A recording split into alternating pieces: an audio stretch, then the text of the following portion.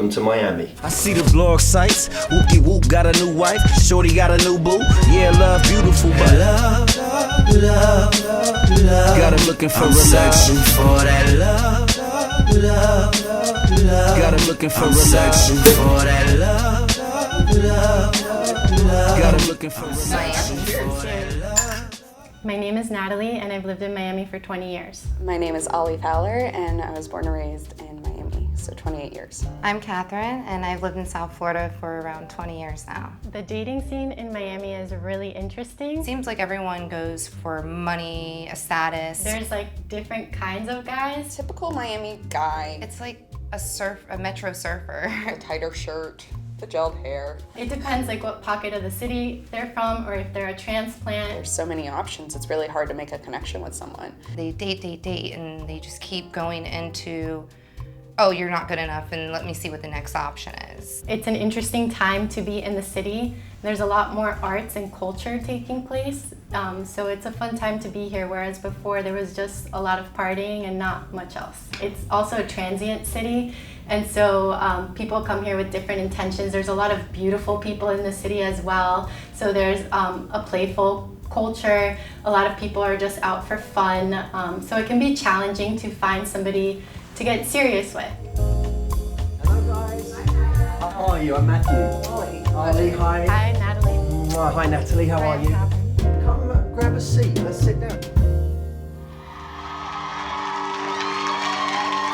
I'm very excited to speak with you today. I think Miami is a challenge. I know that's not news to you, but you have to, of course, in my position, you have to come and feel a place out. You have to see it for yourself. You have to test certain stereotypes. Everywhere I go in the world, they have their excuses.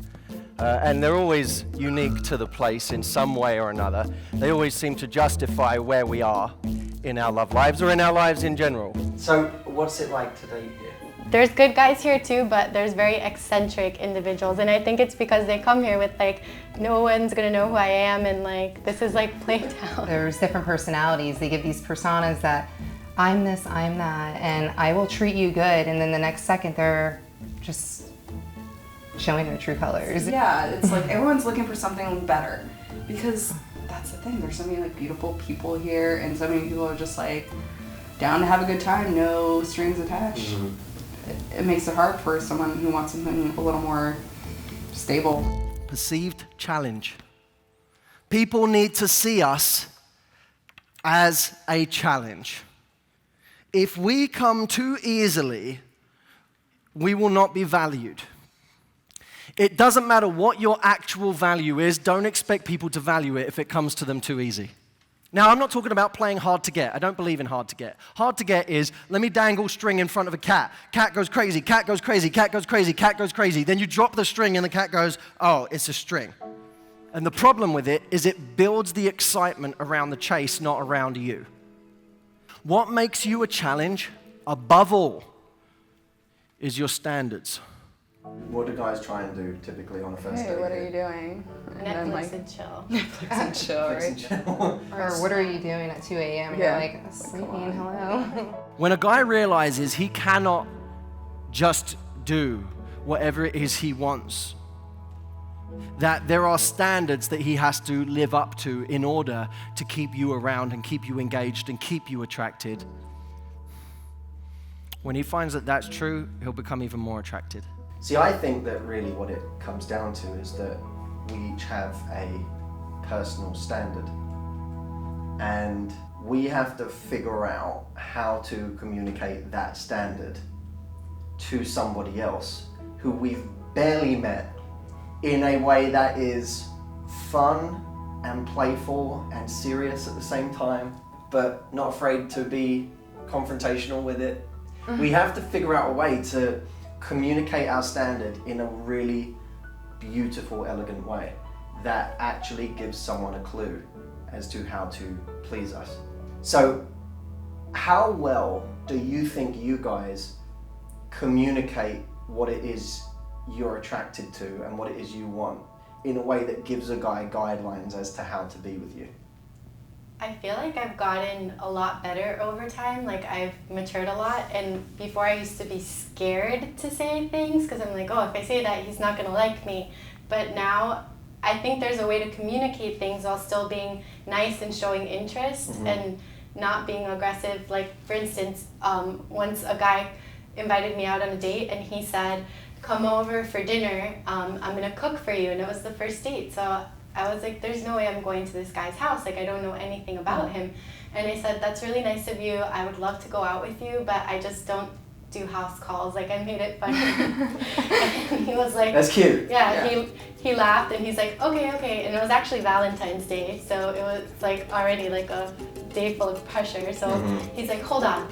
And he organized, like, a group of his friends, found a wine bar, and we did a group date, and it was great. It was very relaxed. Interesting. Yeah. So being a challenge is not about, oh, I don't want you. Maybe I do. I'm not sure. Being a challenge is, I like you, or at least what I know so far. I think you're cute. I think you're hot. I think you're sexy. I'm curious about you.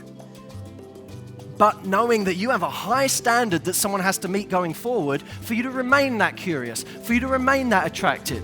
I feel like you've given me a really great introduction. I'm going to have to go and see some of it for myself, of course, this weekend. But I can't wait to see you guys on Sunday. Thank you so much for coming. Until we see each other again. Maintaining your standards once you've already decided you like someone is extraordinarily difficult, and it requires an extraordinary level of confidence. This is where confidence really comes in. The knowledge that you are worth more, the knowledge that you will find someone else if this person isn't up to scratch, and quite frankly, the decision that if someone doesn't live up to your standards, they weren't right for you anyway. That someone can't be right for you and simultaneously fall beneath your standards. It's not possible. I've been working on this for years. You guys have spent long enough with me now to know that this isn't just about dating. This is something much bigger than that. This is about the ability to actually lead an extraordinary life. Because in my experience, when we lead an extraordinary life, finding someone great is a byproduct. It's a byproduct. The master key is confidence and happiness.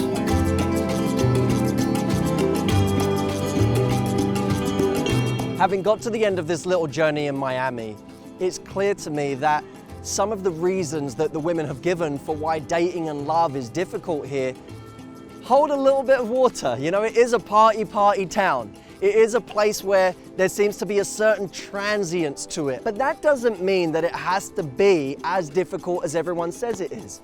The thing that I really hope that the women got from this experience is that if we have our own personal standard, irrespective of how everyone else is around us, we don't have to be part of the paradigm of the place that we live in. If we demand more, other people will give us more, and we will be the person that truly stands out. So I really hope they took away how important it is that they have their own standard and they don't let it be changed by the standard of the men in the place they live in.